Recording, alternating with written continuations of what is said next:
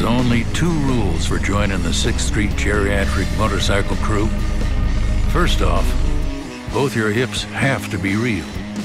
And second, you have to love going to church. Yep, that's right.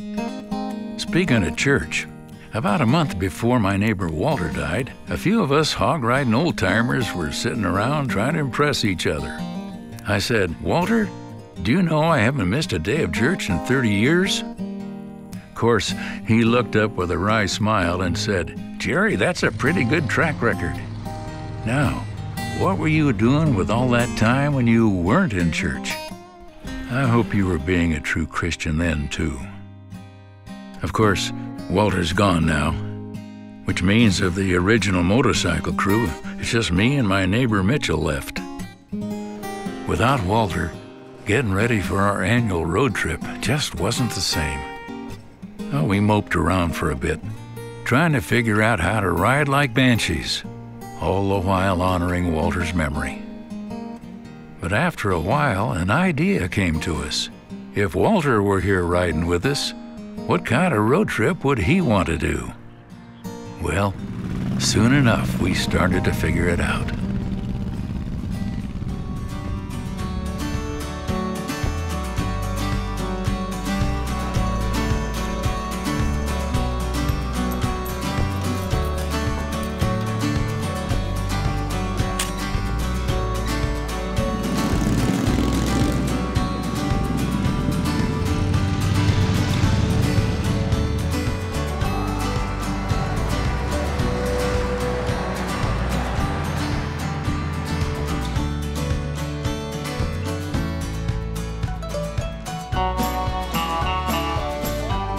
You know, we've been doing this trip every year for the last 2 decades, and I'd say this year we traveled fewer miles than we ever have before.